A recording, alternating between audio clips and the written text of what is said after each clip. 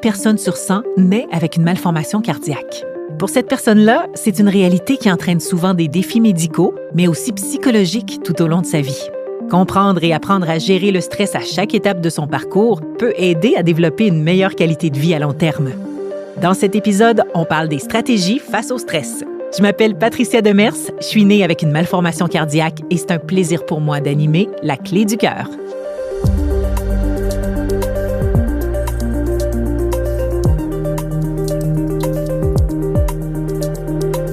Je reçois Dr Judith Brouillette, psychiatre, chercheur et chef du département de psychiatrie de l'Institut de cardiologie de Montréal, et Anouk Brière-Godbout, travailleuse sociale auprès des parents d'enfants différents et consultante pour la Fondation En Cœur. D'abord, bonjour Judith. Salut Patricia, contente de te revoir. Et Anouk, bonjour à toi. Bonjour, contente d'être avec vous aujourd'hui. Judith, on va commencer par toi, parce que tu as mené une étude sur la santé mentale des personnes nées avec une malformation cardiaque. Est-ce que tu peux nous la résumer? Nous parler aussi de tes hypothèses face à la gestion du stress. Oui, certainement. Il y avait 264 participants qui ont répondu à plusieurs questionnaires. Un des questionnaires, c'était sur l'anxiété.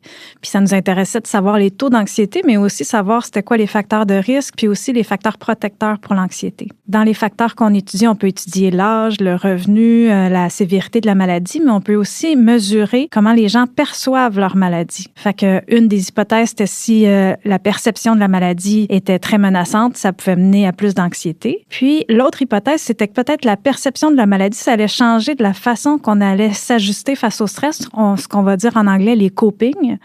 Donc, si la perception de la maladie modulait un peu nos comportements face au stress, puis si c'était ça qui était associé à l'anxiété. Oui, le mot coping, ça veut dire stratégie d'adaptation. C'est comme notre réaction un peu instinctive là, face à des défis, c'est exact. Ça? Puis la recherche va le catégoriser en trois grandes possibilités. Soit qu'on peut réagir avec les émotions, pleurer, vivre de l'anxiété, être en colère. Soit qu'on peut le vivre en faisant une résolution de problème. On définit le problème, on définit les étapes, puis on les adresse. Ou soit qu'on peut faire de l'évitement, se reculer, être en repli, ou des fois s'étourdir avec le travail pour éviter un problème par ailleurs. Ça va être intéressant d'approfondir tout ça avec une travailleuse sociale, Anouk, qui est avec nous. Donc, Anouk, d'abord, je voudrais que tu me décrives un petit peu ton rôle avec la Fondation En Cœur auprès des parents et des enfants atteints de malformation cardiaque. Oui, la Fondation a comme but justement de soutenir les enfants qui ont des cardiopathies congénitales, donc qui sont nés avec ça, et leur famille, parce que c'est dur de soutenir un bébé de 3 mois directement. Hein? Donc, mon rôle principal, c'est de soutenir les parents par des groupes ou l'intervention individuelle. On est complémentaire avec ce qui est fait dans le réseau. Au niveau individuel, c'est vraiment de l'évaluation-orientation. Donc, on va recevoir le parent, je vais l'orienter au bon endroit. Évidemment, il va y avoir de l'écoute qui va être faite à ce moment-là aussi, puis comprendre le besoin et tout ça. Mais souvent, il y a déjà des ressources autour, ce parent-là ou ces parents-là, sauf qu'il a oublié parce qu'il y a tellement d'informations qui est donnée aux parents, il y a tellement de choses, il y a tellement de demandes sur les parents que souvent, il y a des choses qui vont être oubliées ou les parents ne savent pas qu'ils ont accès, par exemple, à rappeler à la travailleuse sociale de l'hôpital ou ils n'ont pas pensé parce qu'ils l'ont vu quand il était bébé, puis là, c'est une opération, l'enfant, il y a 5 ans, puis ils n'ont pas pensé à refaire appel à cette personne-là, par exemple, ou ils ont accès à du soutien financier, puis ça leur a été donné, mais ils ont oublié parce qu'il y avait tellement de choses à penser, tellement d'émotions reliées aussi quand l'information a été transmise que souvent, ils vont avoir oublié. Fait qu'au niveau individuel, c'est beaucoup ça. Puis au niveau du groupe, c'est principalement de mettre ensemble des parents qui vivent cette réalité-là, d'avoir un enfant qui a un enjeu cardiaque, parce que pour beaucoup de ces parents-là, c'est très anxiogène. Hein, ça amène beaucoup, beaucoup d'anxiété puis de stress dans leur vie. Puis dans beaucoup de cas, ils se sentent seuls parce qu'il n'y a pas vraiment de parents autour d'eux qui comprennent leur réalité. Donc, en les mettant en groupe, ça leur permet de partager. Puis on développe aussi là, tranquillement du soutien pour les adolescents et les jeunes adultes aussi directement. Ça doit être touchant des fois de voir 2 parents se retrouver dans un défi commun. Tout à fait, tout à fait. Ça fait une différence de sentir que pour cette fois-ci, je ne suis pas toute seule. Tu sais, si les autres personnes comprennent, que ça soit le vécu ou que ça soit juste de dire, mon enfant, il a telle cardiopathie, puis là, que les autres autour font oui de la tête, au lieu de faire « hein ».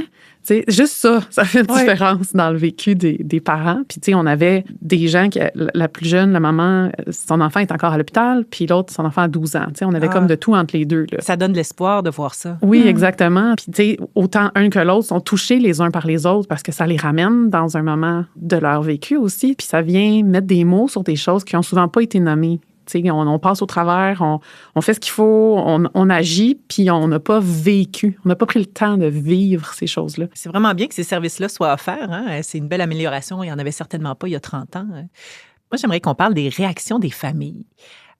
Évidemment, c'est pas toi, c'est les médecins qui annoncent le diagnostic.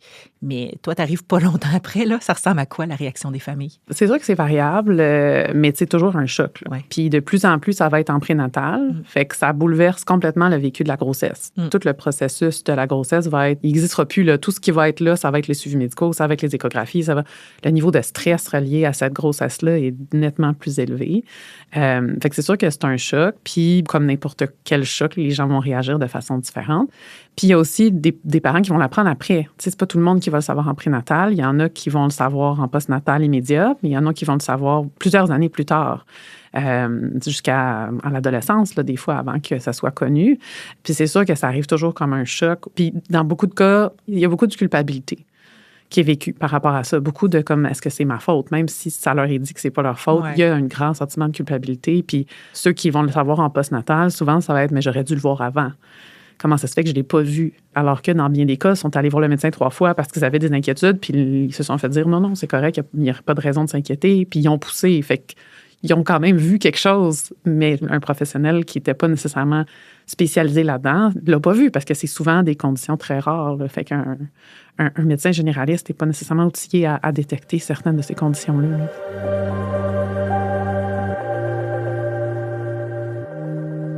Tu parlais des services de groupe offerts.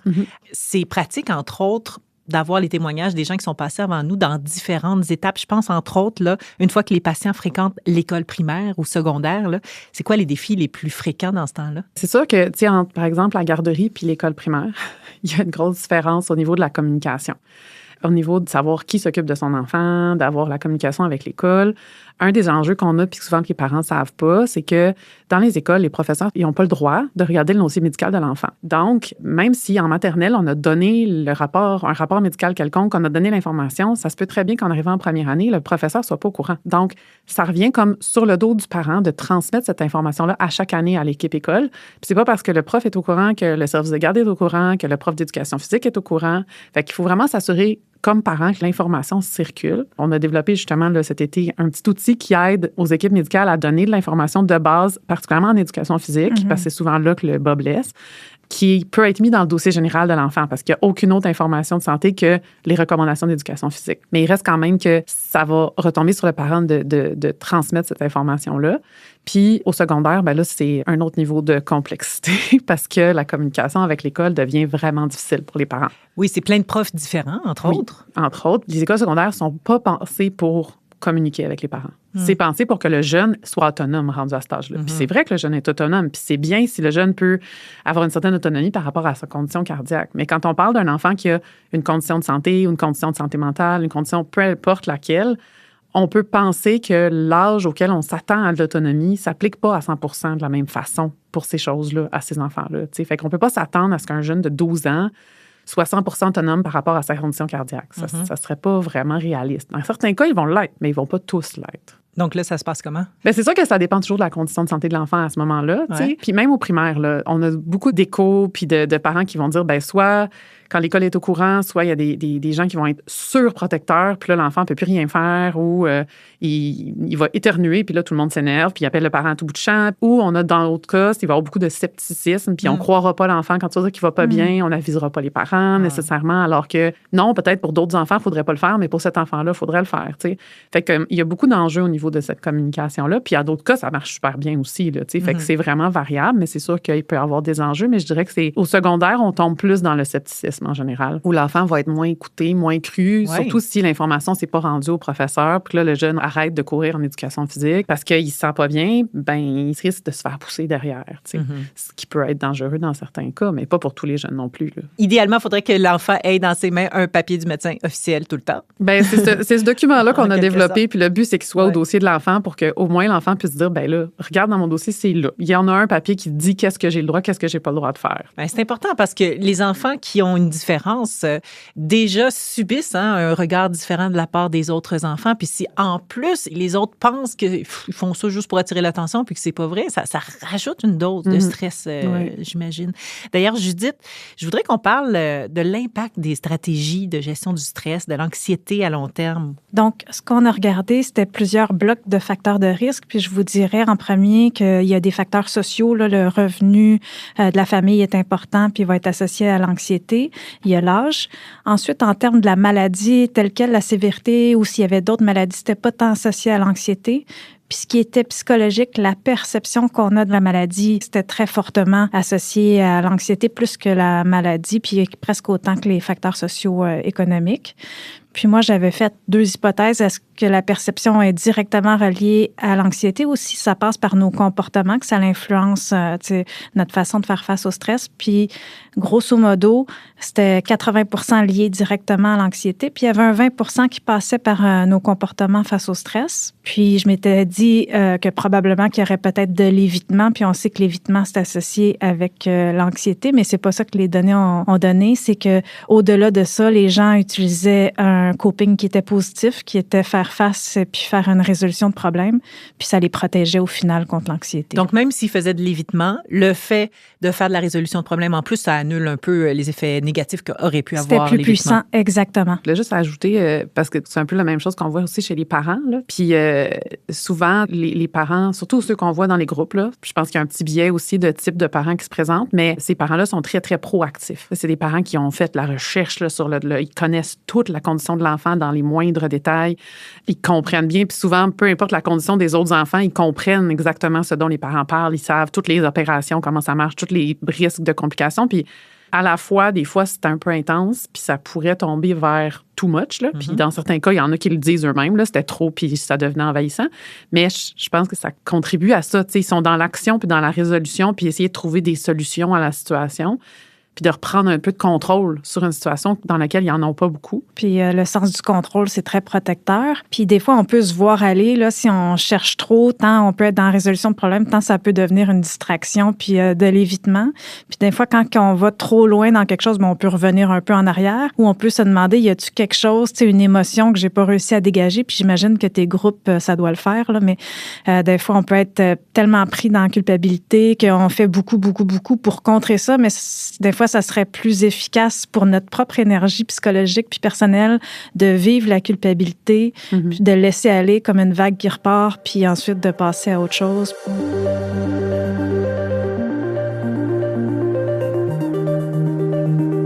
Je repense à mon histoire. Ma mère était en mode résolution de problème et on m'avait toujours dit que j'allais être opérée à cœur ouvert à 12-13 ans. Mais je courais littéralement au ralenti. Donc, elle se disait, mais si on l'opère à 12 ans, elle sera pas capable à l'école de suivre les autres, de monter les marches. Puis en plus, manquer de l'école pendant peut-être 2 mois de convalescence, je sais pas. Bref, c'est elle qui a pris l'initiative aussi de demander que je sois opérée plus tôt, ce qui a été fait finalement à 3 ans et demi et qui a donné quelque chose de positif. Parce que aussi, on parle beaucoup de culpabilité. J'imagine que les gens qui auraient tendance à vouloir faire ça, mais qui le font pas, doivent développer la culpabilité de pas l'avoir fait. Hein? Oui, tout à fait. Mais je voudrais aussi souligner qu'en général, ce que j'entends aujourd'hui, la communication est vraiment pas la même avec des médecins. Là, puis la majorité des parents vont nous parler d'un dessin du cœur que les médecins ont fait pour expliquer exactement qu'est-ce qui se passait dans le cœur de l'enfant. Fait que ça a beaucoup évolué, je dirais, depuis ce temps-là. C'est vrai. Heureusement. Mais en même temps, il y en a des gens comme ça dans ton sondage, Judith, des personnes un peu plus âgées qui ont passé par ce genre de situation. De 20 à 70 ans. Est-ce que tu aurais des conseils à donner à nous en tant que travailleurs sociaux pour ceux qui auraient tendance à faire de l'évitement, parce que ça semble être le seul coping plutôt négatif, là? C'est sûr que, je vais prêcher un peu pour notre paroisse, là. Demandez de l'aide. Parlez-en. Parce que c'est souvent ça, là. L'enjeu, c'est ça. C'est quand il y a d'évitement qui est fait, c'est ça. J'aurais tendance à dire, dans ce qu'on voit comme pattern, l'évitement vient souvent du conjoint qui n'est pas aussi présent aux rendez-vous médicaux. Puis ça, c'est vrai dans à peu près toutes les conditions de santé, là. Il y a souvent un des 2 parents qui va être très présent, qui va être celui qui va travailler moins ou plus travailler du tout pour accompagner aux rendez-vous médicaux. Fait que celui-là, il peut pas vraiment faire de l'évitement, là. C'est difficile parce que c'est tous les jours, c'est dedans, c'est les 2 pieds bien comme il faut. L'autre parent qui souvent va, par nécessité familiale, devoir aller travailler plus pour compenser, se retrouve à avoir ça comme méthode qui lui reste, dans le fond. Tu sais, c'est pas que nécessairement tant que ça un choix dans certains cas, mais c'est de trouver un équilibre là-dedans qui n'est pas évident, puis ou d'en parler ensemble. Puis je dirais que ça, tu sais, on le voit beaucoup, là, les couples, c'est soit ils vont extrêmement bien, soit ils vont plus bien du tout, puis ils sont plus ensemble. Il y a comme vraiment un extrême là-dedans. Là. Est-ce que tu le constates vraiment qu'il y a des hommes, principalement, qui ont cet évitement-là, plus un je m'en foutisme, mais non pas parce qu'ils n'ont pas le choix? Je pense pas jamais que qu'ils s'en foutent. Là. Non, je pense toujours que c'est une question de ça les protège. Mm-hmm. Tu sais, ça fait trop mal de le vivre. Ouais. Tu sais, on va être un peu stéréotypé ici, là, mais c'est encore ça aujourd'hui. Là. Les hommes n'ont pas le droit d'être faibles, les hommes n'ont pas le droit de pleurer. Forcément, ça va venir un peu plus, mais c'est pas toujours les hommes non plus. Là. Puis tu sais, ça vient de l'organisation familiale qui a un peu un pas de choix parce que financièrement, ça a un impact sur la famille. Là. Ouais. Donc, il faut souvent qu'il y ait un parent qui se mette à travailler plus pour compenser. Fait que c'est jamais parce que ces gens-là veulent pas. Puis des fois, il y a cette perception-là, puis ça peut amener des problèmes dans le couple, justement, de dire, ben là, toi, tu penses que c'est pas important. C'est pas ça. C'est une façon de se protéger pour avoir moins mal, puis pour être capable de fonctionner de la même façon que de lire tout ce qui existe sur le sujet est aussi une façon de se protéger. Extrême aussi. Donc, les conseils que tu donnes, c'est d'abord d'aller chercher de l'aide, ensuite d'avoir une bonne communication entre nous, principalement en couple et avec l'enfant aussi, j'imagine. Oui. Judith. Y a-tu des fois que dans le couple, à un moment donné, la personne peut dire, là, je prenais le gros, mais là, j'ai besoin d'une petite pause, puis prends un peu le relais, puis après ça, je vais reprendre le flambeau? Bien, je dirais qu'il y a des couples qui se le partagent plus. Un peu quand même. Il y a des couples qui vont être les deux à lire beaucoup d'informations. Mais en général, il y en a un des deux qui va porter le plus gros. Là. C'est pas des familles différentes de toutes les familles. Là. C'est comme ça dans pas mal toutes les familles. Il y a un des deux parents qui en prend un peu plus sur les enfants. C'est juste que quand on a une situation de santé, bien, tout est exagéré. Tout est plus. T'sais. Fait que là, il va y avoir plus de charges sur le parent qui, normalement, aurait pris plus de charges. Là, la charge est plus grande, fait que forcément, elle est encore plus grande. Mais de l'autre côté, ça se peut que la charge soit encore plus grande aussi sur le parent qui doit pourvoir parce qu'il y a plus de demandes, parce que le réseau ne peut pas toujours fournir à 100% les besoins de l'enfant. On va aller au privé chercher des choses ou on doit aller faire des activités qui vont coûter plus cher ou peu importe. Là, fait que ça marche un peu dans les deux sens. Là. Des fois, on pourrait se le permettre de le nommer. Là. J'ai besoin d'un petit break, prends le relais, mais je vais le reprendre après. Parce que c'est des courses, c'est des triathlons sur plusieurs années. Fait qu'à un moment donné, il faut se préserver notre énergie. Oui, au départ, quand il y a des diagnostics, qu'on est à l'hôpital, qu'on est dans les chirurgies, puis tout, là, on est sur l'adrénaline, puis là, c'est le sprint. Mais quand on sort de là, il faut être capable de tomber sur le marathon sans avoir pris de pause. Fait que c'est comme une transition qui n'est pas nécessairement évidente à faire pour beaucoup de parents. Puis c'est souvent à ce moment-là que les parents, ils ont l'air d'aller bien. Là. Quand ils sont à l'hôpital, bien, pas toujours, là, des fois, mais dans l'action aussi. Ils sont dans l'action, exactement, puis ils sont dans le stress. Puis là, quand ils sortent, puis que là, ils ont un peu le temps de se déposer, là, ils vont moins bien. Puis souvent, ils se disent, mais voyons, pourquoi moi, je vais moins bien alors que mon enfant va mieux? Mais c'est souvent là qu'ils se donnent le temps d'aller moins bien inconsciemment. Ils vont se donner ce temps-là pour se dire, OK, là, moi, je vis maintenant tout ce que j'ai vécu, je le vis à retardement.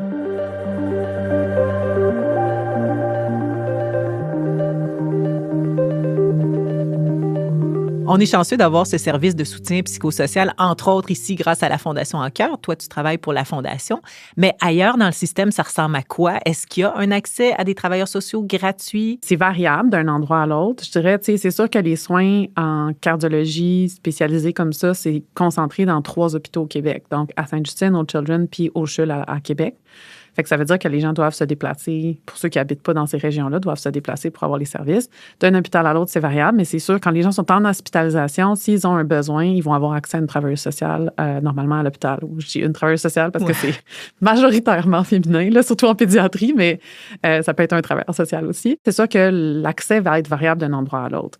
Puis après ça, bien, dépendant de où le suivi va être fait, où les gens habitent, il y a des endroits où ils vont avoir accès encore à la travailleuse sociale de l'hôpital en externe, des endroits non.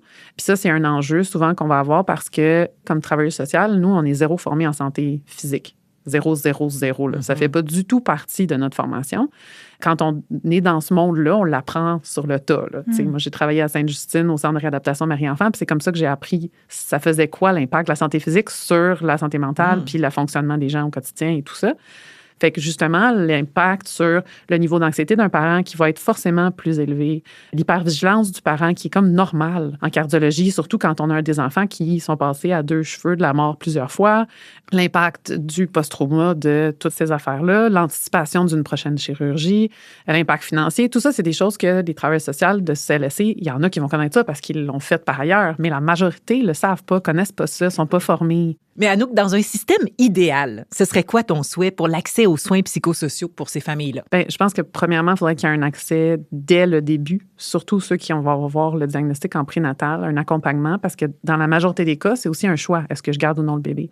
Puis après ça, d'avoir un soutien en fonction des besoins des parents, puis qui soit offert régulièrement. Des fois, les parents se le font offrir une fois à l'hôpital. Pour le moment, ils ne sentent pas le besoin, puis après ça, bien, ça leur est plus offert, puis ils ne pensent pas. Bien, des services, on n'en a jamais trop.